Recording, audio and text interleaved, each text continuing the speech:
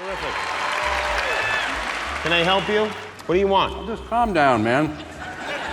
I missed the last category. Did you win?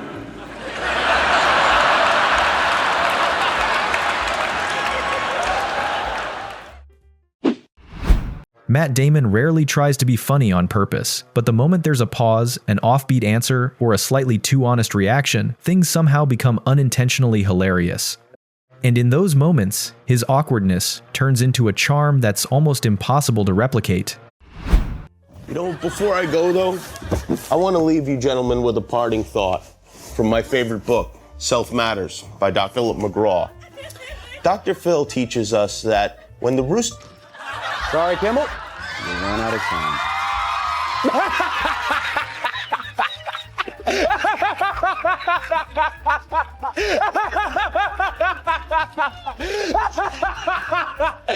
Krumholtz, his show is called Numbers, Friday nights at 10 on CBS. Sincere apologies to Matt Damon. We ran out of time for him tonight. We'll get him on the air again soon. Apologies to Matt Damon. We ran out of time. Matt Damon, apologies. We ran out of time. Matt Damon, apologies. We ran out of time. Apologies to Matt Damon. We ran out of time. Apologies to Matt Damon. We ran out of time. Matt Damon, I'm sorry we ran out of time. Apologies to Matt Damon. Ran out of time. Apologies to Matt Damon. He had a baby today, so it really was the wrong thing to do to bump him, but we had. That brief moment that seems to last only a few seconds ends up becoming the beginning of a long-running rivalry between Matt Damon and Jimmy Kimmel. Unfortunately, we are totally out of time. Funny. Oh, it's funny. Make fun of yourself. I knew you were gonna do it. Oh, big funny, big laugh. Just tell me when I can get up and walk up. No, shoot. Nope. No, because no. You said it. No, I knew you were gonna do that. I knew you were gonna do that. After years of always being put on the defensive, Matt finally gets a chance to strike back on Jimmy's own stage. Yeah, we ran out of time. We ran out of time. Oh, that's pretty funny. That's pretty funny. But tonight, you didn't run out of time for me, did you, Jimmy? No, I ran out of time for you. What's that, Jimmy? Huh? Is there a new host in town? And his initials are MD. That's right. The doctor is in. Oh, Jimmy, that's our cue. We don't want to miss the opening sequence. Da-da-da, da-da-da, da-da-da, da-da-da, da-da-da, da-da-da. Finally, Matt Damon!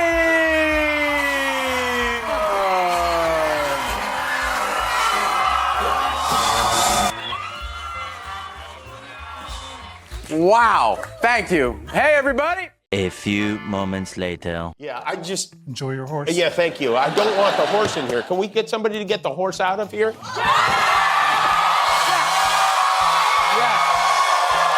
Okay, what are you doing in here? What does it look like, dumbass? I'm on your show. I'm promoting a new movie. It's coming out July 17th. Oh my God. Did you do this movie specifically so you could sneak into this room in a Trojan horse? That is the saddest thing I've ever heard. Nope. What a loser you are. I did this movie so I could say that horse is a Trojan, which is something your dad should have used on his little wiener instead of having you. My father has a huge penis, I'll have you know. What? You know what? My ploy worked because I made it on the show, I did it, and you couldn't stop me. But Jimmy Kimmel is far from the only one who has shared memorable on-screen chemistry with Matt. Ben Affleck has been doing it for much longer. The only difference is that famous friendship started in a way nobody really expected. Right. To hit each other. Yeah, and there's actually a moment where I remember it, we had a snow day at school, so we would all meet in the Cambridge Common and play tackle football, you know, because there'd be a foot of snow on the ground, and so it was kind of you can't get hurt. You can't really get hurt. I mouthed off to a kid that I knew, but he was like your height, he was like 6'6". Right. I might have been 5'3" at the time, and And I said something, I scored on him or something, and I don't know, I said something, and it was like this mountain of a guy came at me, and I was like, and it was right then that little 5'2" Ben Affleck tackled this dude off of me. Whoa. Like out of nowhere. I was like a junior and he was like and he tackled this kid off of me. And literally at the risk of his own life, so that was the end of it. And the kid was reasonable and he was like, all right, I'm not fighting these, all right, let's play. But I remember that was like a big moment going like, this guy is like, he will put himself in a really bad spot. This is a good friend. And he will be Batman. Years of friendship haven't stopped Matt and Ben from competing with each other. They've simply made it more subtle, to the point where only the two of them fully understand what's going on. Hi, I'm Matt Damon, and this is Ben Affleck. Stories from the set of The Bourne Identity, or any of the other hit movies that I've been in. Or we could talk about stories from the movie Argo. I mean, that's just what happened. I'm not. Or we could talk about Good Will Hunting. We could talk about who did the bulk of the writing. Kind of answer that one. Sure, that's a good idea. Or you could learn about things that are actually true, like how incredibly short Matt Damon is. Or the fact that Ben's left eye twitches every time you say the word Gigli. I'm 5'10" and a half. I mean, if you take out Northern Europe, like I'm way above the world average. Okay, congratulations. The behind-the-scenes stories Matt tells rarely stay simple, especially when the person he's talking about is John Malkovich. I have a good story about that, actually. So, Malkovich, you know, the fact that he was even going to come to do this movie, the whole crew was talking about it. I mean, for months, we're waiting for John Malkovich to get there. I mean, it's a big deal. When he finally shows up, he gets there and, you know, I mean, it's like, at that point, he's walking on water. And we do the first take, and John goes, "If you don't have my money, then you are mine." And I'm sitting across the table from him like, I'm sorry, what did you just say? Like, we're talking like this, and suddenly the action, "If you don't have my money." And the crew bursts into applause. They're cheering. They're like, wow, amazing, amazing. And I'm looking at him, and I guess he sees me looking at him. And he leans across the table, and I lean in, and he looks at me, and he goes. Matt's ability to imitate doesn't stop at John Malkovich. Another Hollywood legend has also been brought back to life through his voice and familiar mannerisms. Before we get too far down the road, do you have a little Matthew McConaughey? Oh, man. Just a little? Just man. Before we get out of time here, just a little. The last time I did it was here. Yeah, so and we loved it. We all loved it, and that's all we talk about. Matthew McConaughey taking his shirt off, doing whatever he's running around, having a beer. I'll tell you what, the Bourne Ultimatum's coming out on Friday. I might just have to take my shirt off.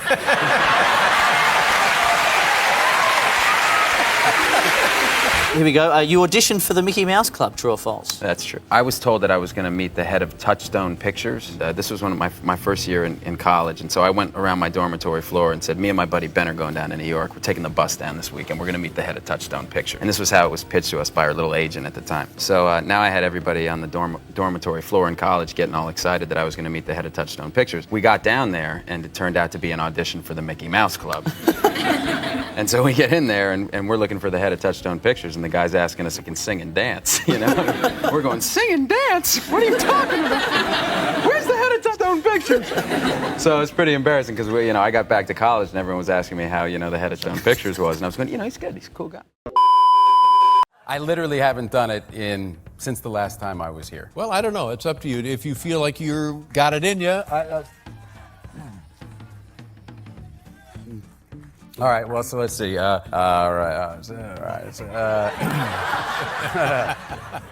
I'll tell you what, if I win that Oscar this year, I'm gonna go over to Sochi, talk to that president they have over there, and me and him are gonna take our shirts off. During a relaxed family moment with the Hemsworths, Matt somehow ends up becoming the center of a story that's impossible to retell with a straight face. Yes. You guys have hung out in Australia together, which Yeah. I would think would be intense. Did you like it, Australia? I love it there. I absolutely. But there are like everything in Australia wants. And then even the things that don't want you to die. Like there's a spider down there, but these things are massively huge, and they're actually they're not poisonous, but I mean, if they bite you, it's staying in. And I was talking to my wife in the morning, we were having coffee, and she was sitting on the couch, and I was sitting across in this chair, and as I was talking to her, I saw this thing, this bigger than my hand, kind of come up the wall behind her. I mean, it was this massive, hairy spider. And I really calmly said to her, hey, come here, come sit over here with me. And she's like, what are you talking about? Come here for a second, come sit over with me. And she turned around and saw it, and it was like she screamed, and then the kids came running down, and it was like, oh my God. And I realized at that moment, I'm the guy who has to deal with the spider. I did, yeah. I had three of my daughters. One of my daughters kind of like patently refuses to see any movie that I'm in if she thinks it's going to be good. Really? Oh, really? Why? Yeah, she hasn't seen Good Will Hunting. She hasn't seen. What? Yeah. It's kind of a running joke, and she's sticking with it. Were they your harshest critics? My 17-year-old daughter just loves to give me a hard time. Right. So, like, I did this movie, The Great Wall, which she heard wasn't good, so she went and saw it. and she goes, Dad, and we had friends over for dinner. She was talking about the movie. She kept calling it The Wall. She kept calling it The Wall, and I finally go, look, Isabella, it's called The Great Wall. And she goes, Dad, there is nothing great about that movie. That's great. When it comes to real-life daredevil moments, Matt doesn't hesitate to pick the most extreme name, and the one he points to is Tom Cruise. And so we're watching it, and the action is so amazing. And then I read somewhere that you're afraid of heights, and I thought that's not possible.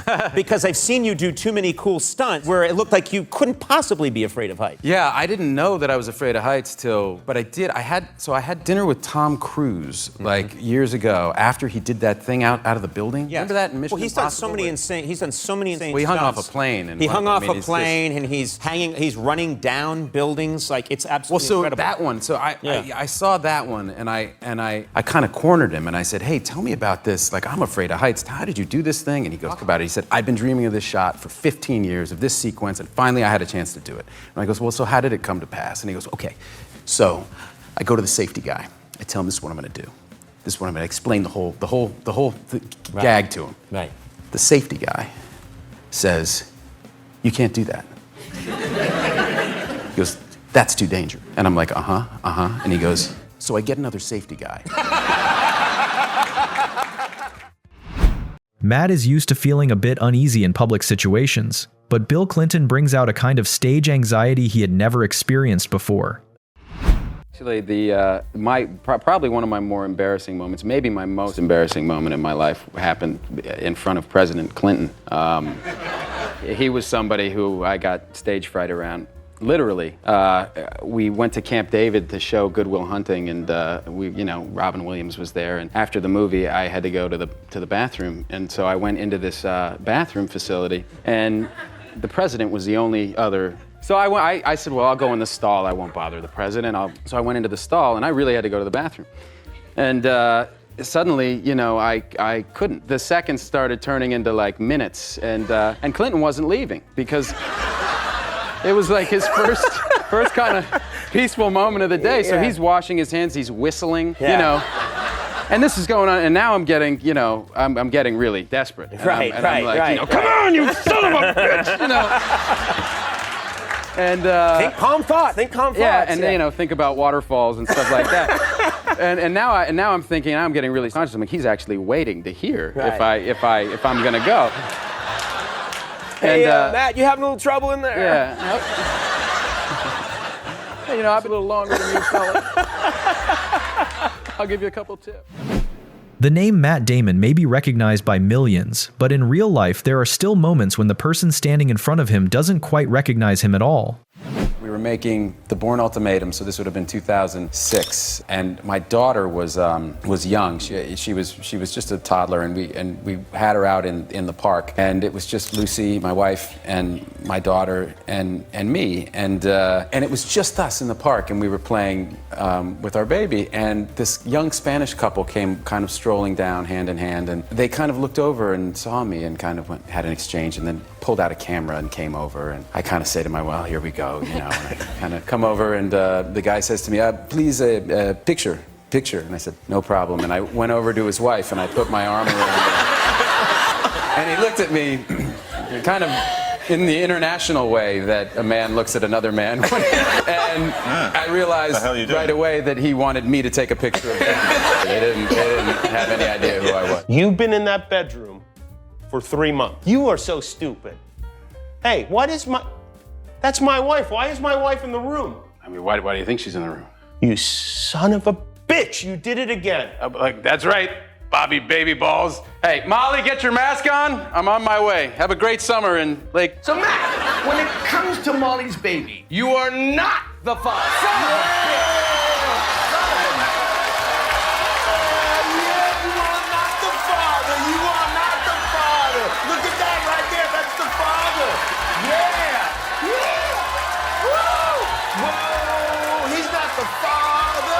I can't believe we had that much sex and you didn't get pregnant by me.